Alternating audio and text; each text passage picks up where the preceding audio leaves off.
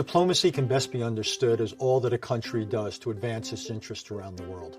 Before you would do anything, whether as a student or as a professional diplomat, you want to stop and think, what exactly is it you're trying to accomplish? The most typical goals in diplomacy, whether you're a professional diplomat or a student, is to affect the behavior of some other actor or actors. What it is they're prepared to do or not to do on behalf of their interests in ways that move things closer to the outcome that are in your interest. A diplomat comes to work with actually a pretty crowded toolbox. It can be negotiations, it could be consultations, it could be sanctions. Tools can be used for any range of purposes, to promote interests or values, to promote democracy or human rights, to promote certain economic outcomes. Or tools can be used in the military sense to prevent something from happening or to stop it once it's underway.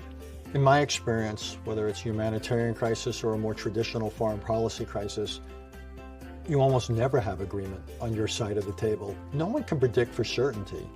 If I use tool X in this amount and I match it with tool Y in this other amount, how it will actually play out across time, because you've got so many variables. So a big part of making diplomacy is the bargaining that takes place either on where you want to go or even when you agree on where you want to go on how to get there.